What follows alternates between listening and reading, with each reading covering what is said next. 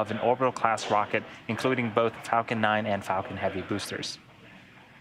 As for the second stage, it will ignite its single Merlin vacuum or MVAC engine about 2.5 minutes into flight.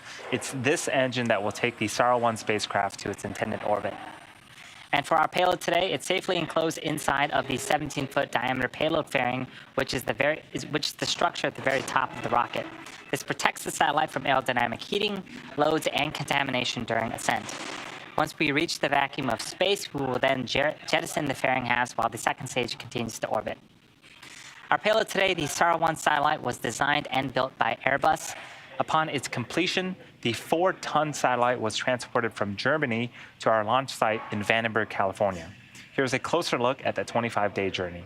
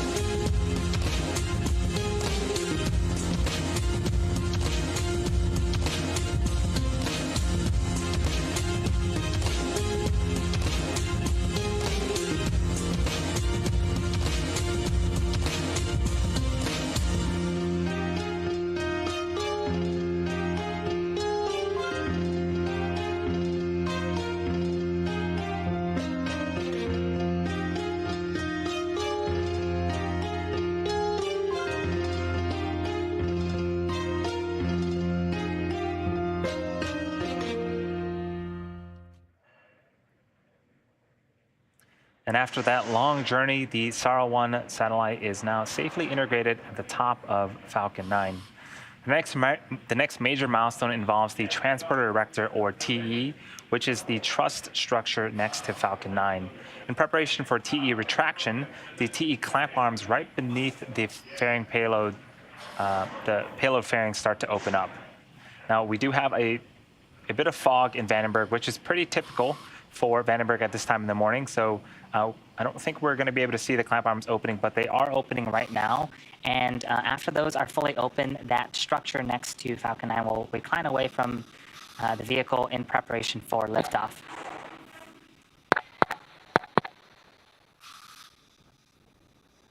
The Transporter Erector also routes the vehicle's fluids, power, and telemetry umbilicals from the ground systems to the rocket and satellites until Falcon 9 goes internal on power and clears the pad.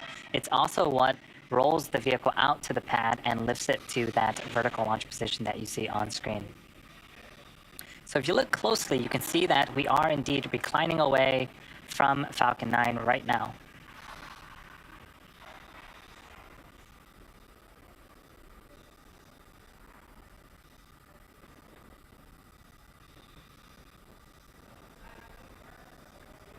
So we are just over T-minus 3 minutes and counting. All systems so far are go for an on-time liftoff. The range is green. The weather, despite the fog that you see on screen, is also green. And the vehicle and payload continue to be healthy. Bleed verification. If for some reason we are not able to launch today, we do have a backup window on Monday at the same time.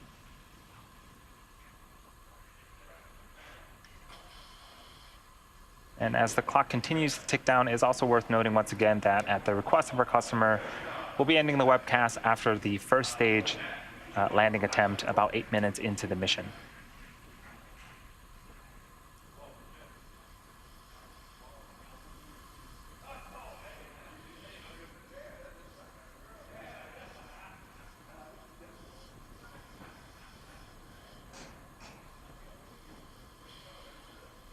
You can see that there are some clouds starting to form around Falcon 9. That is normal and expected for us at this stage in the countdown.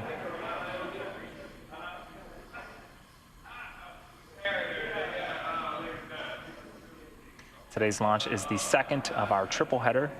We do have another launch about 14 hours.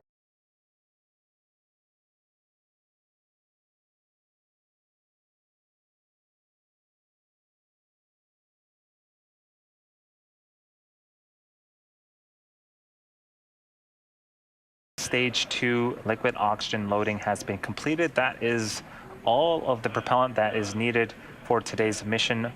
That is now loaded onto Falcon 9. So we are pretty much ready to go for liftoff about 90 seconds from now.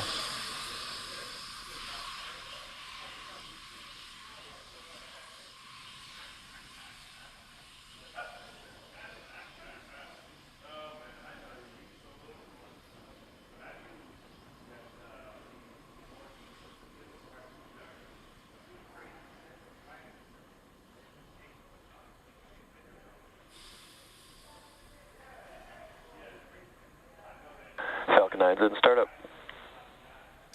Now that we're in startup, both stages are now beginning to pressurize for liftoff.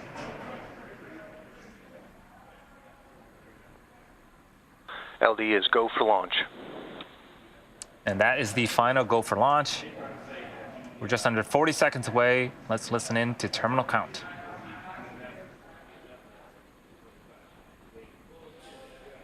T-minus 30 seconds.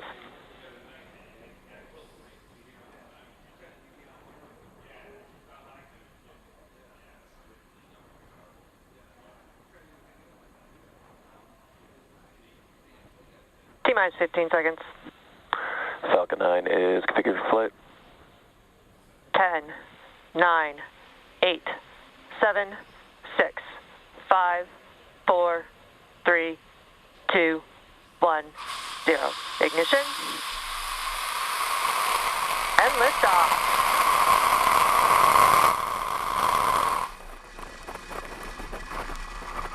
Vehicle pitching downrange.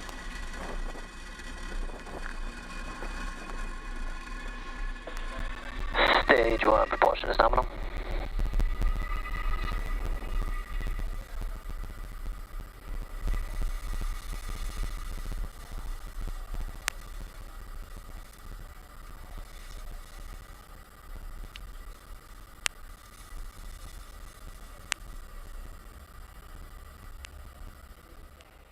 We are just over T plus 40 seconds into flight, and we saw Falcon 9 pierce the cloud layer, and it is up, heading into space.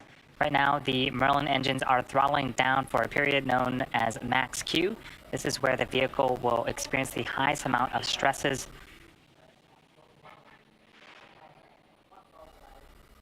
Vehicle is supersonic. Max Q. All right, with max Q behind us, we are throttling the engines back up to full power. We have 5 events coming up in quick succession. First up is going to be MECO, which stands for main engine cutoff. At that point, the 9 engines on the bottom of the first stage will shut off in preparation for the next event, which is SES1, or second engine start 1. Or excuse me, the next event is stage separation, where the 2 stages will separate from one another. AVAC's chilling. The first stage will perform a flip to make its way back to our landing zone, and then we'll start with SES1, which is second engine start 1, where that single Merlin vacuum engine on the second stage will ignite and continue to carry our SARA-1 satellite into orbit. For today's landing, the first stage will, after it performs its flip, will perform a boost back burn.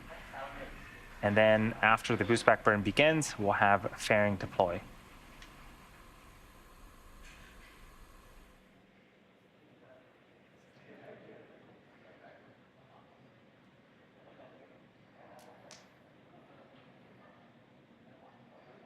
MECO, stage separation confirmed.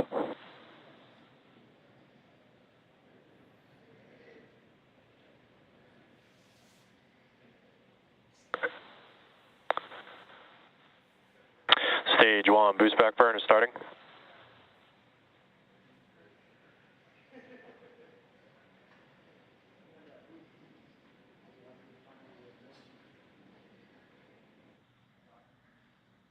Fairing separation confirmed. Awesome. So we saw main engine cutoff, and we saw the 2 stages separate from one another. We did get audio confirmation of the second engine start on the second stage Merlin vacuum engine. That's pretty much the last call out that we'll hear from the second stage. So we'll just focus on the first stage. That's what you're seeing on screen right now as it's performing its boost back burn. It pretty much flipped and is heading back where it came from. It's going to be attempting its third landing. Stage 1 boost back shutdown in a few minutes. So that boost burn did wrap up. In order to complete today's landing for the first stage, it has 2 more burns left. Next up is the entry burn, where 3 of the Merlin engines will reignite, and this will help to slow the stage down as it re-enters the upper parts of the Earth's atmosphere. After that, we'll have the landing burn. This occurs just a few seconds before we land, and this is also the period where we'll deploy Vehicle our landing trajectory legs. nominal.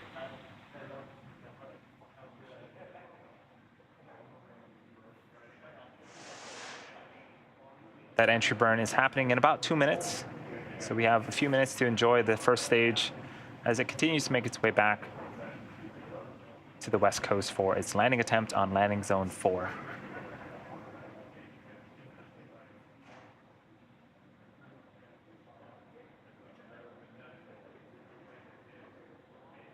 We're seeing some periodic bursts of gas at the center of your screen. That is nitrogen coming from our attitude control systems that helps to orient the vehicle. This is a view from inside the inner stage.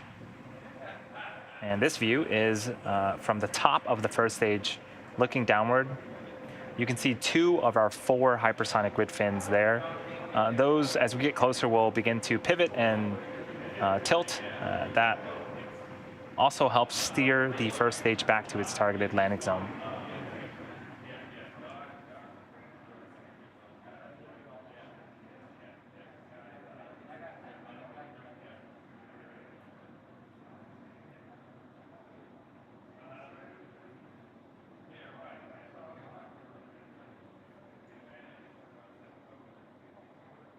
So we're about 30 seconds away from the beginning of our second of 2 burns for this first stage. Vehicle trajectory nominal. At the bottom left-hand side of the screen is a velocity gauge of the first stage. It's traveling about 3,500 kilometers an hour now, but once we begin the boost back burn, you'll start to see that number decrease.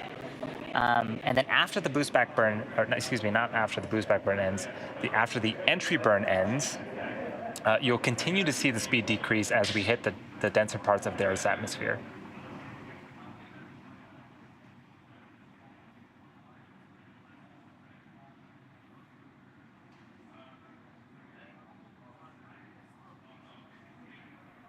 Stage 1 entry burn has started. And there's the entry burn. So 3 of the 9 engines on the first stage have relit. As you can see, we are indeed slowing down the first stage.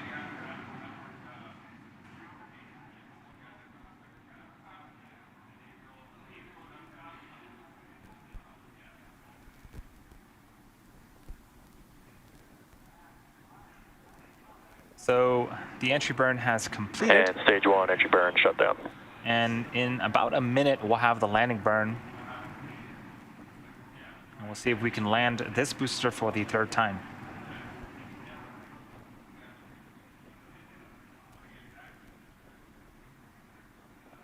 Stage 1 FTS is saved.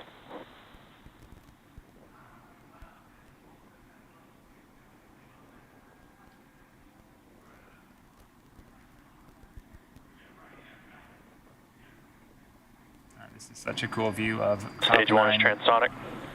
going back through the cloud layer.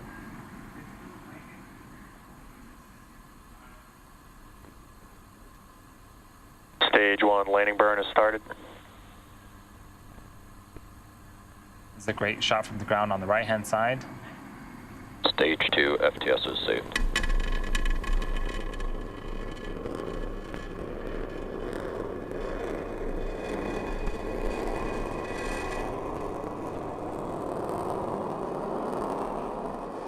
Terminal guidance. Landing legs have deployed. And welcome back, Falcon 9. That is And the Falcon 3rd 9 has landed. Landing successful operations landing for on this LZA. booster. It also marks our 125th overall successful recovery of an orbital class rocket, including both Falcon 9 and Falcon Heavy first stages. With that, at the request of our customer, we are going to bring our webcast to